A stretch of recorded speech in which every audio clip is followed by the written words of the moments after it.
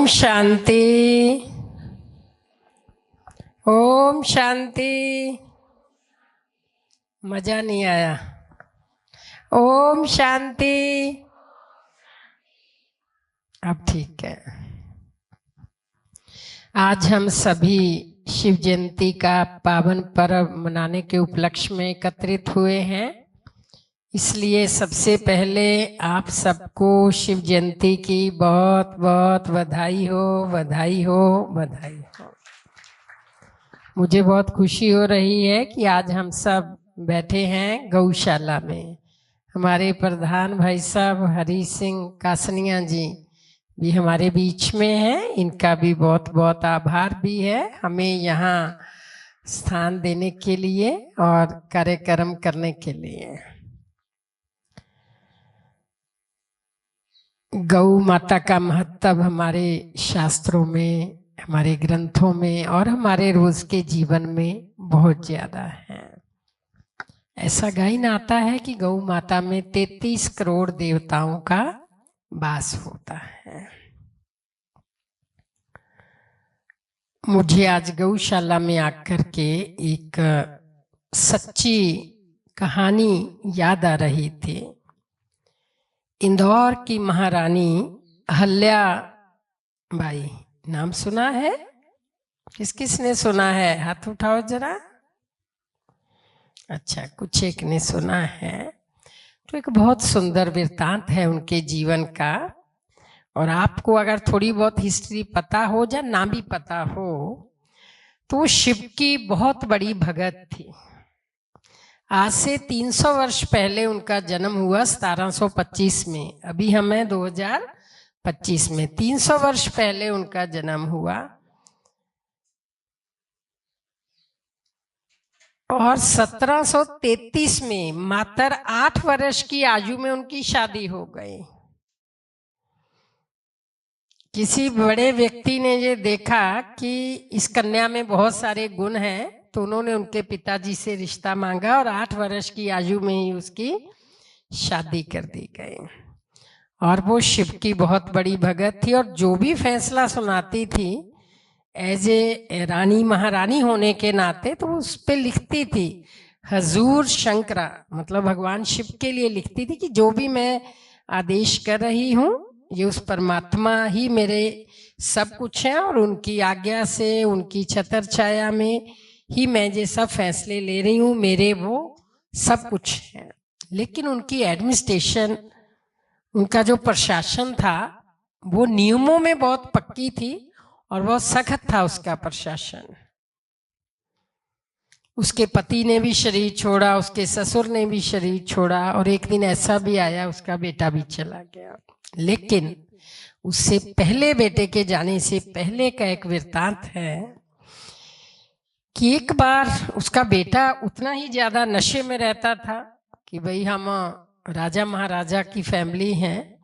तो एक बार वो अपने रथ से कहीं जा रहा था तो रास्ते में गौ माता और उसका बछड़ा था। जैसे फिर भी पशु पक्षी जानवर तो जानवर ही होते हैं, मनुष्य जितनी तो नहीं उनके पास वो होती। तो वो जैसे ही रथ में चल रहा था तो गौ माता का बछड़ा वो रथ के आगे आ गया। वो इतना अपनी मस्ती में था कि उसने बछड़े के ऊपर से ही रथ चढ़ा दिया और बछड़े की मृत्यु तो निश्चित थी जब रथ उसके ऊपर चढ़ गया।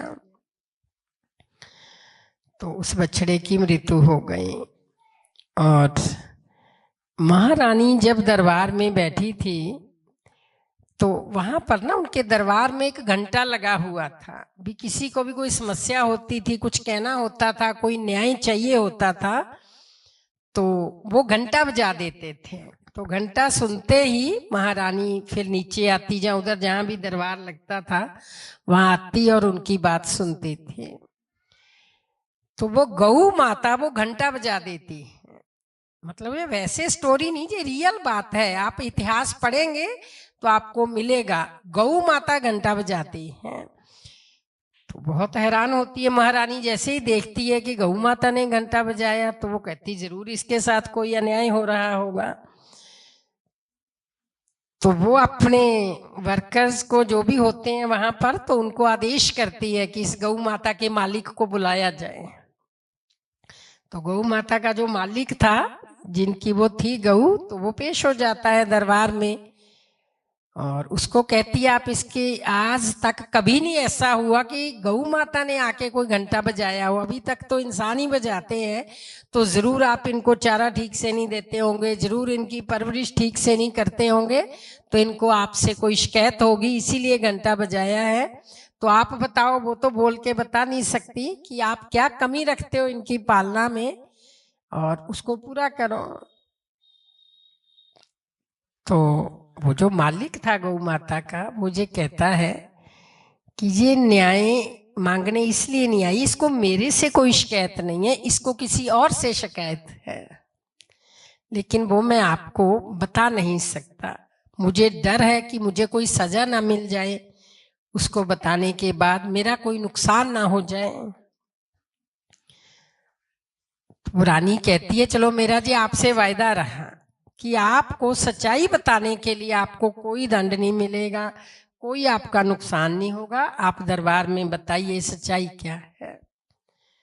तो फिर वो बताता है कि इसके बच्चे को आपके बच्चे ने मार दिया है, आपके बेटे के रथ के नीचे इसका बच्चा मर गया है, ये इसलिए दरबार में आई है। तो वो महारानी अपनी पुत्र वधू को बुलाती है, बेटा शादीशुदा था जिसको आप भीननी कहते हो, तो उसको बुलाती है दरबार में।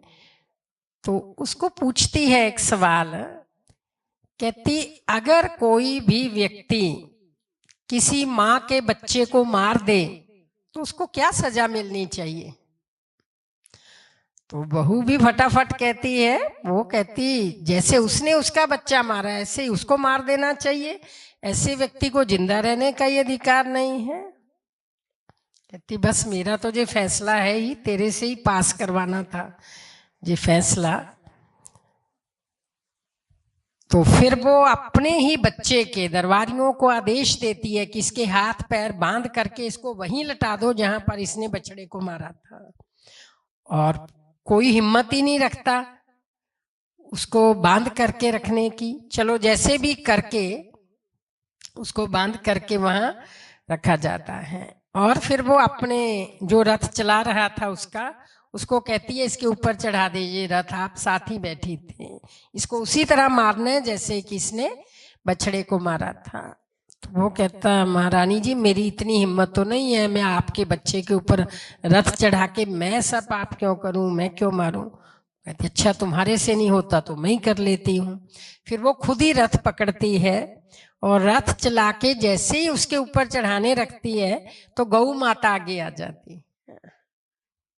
फिर सारे गौ माता को साइड में करते हैं, वो फिर दोबारा उस रथ को उस अपने बच्चे के ऊपर चढ़ा के उसको मारना चाहती है। वो गौ माता फिर आगे आ जाती है और ये गुहार करती है समझो अपनी भावनाओं से कि चलो मेरा बच्चा तो चला गया, कम से कम मेरे को कौन सा मेरा बच्चा वापिस मिल जाएगा इसको मार देने से। मतलब गौ माता उसको मारने नहीं देती है।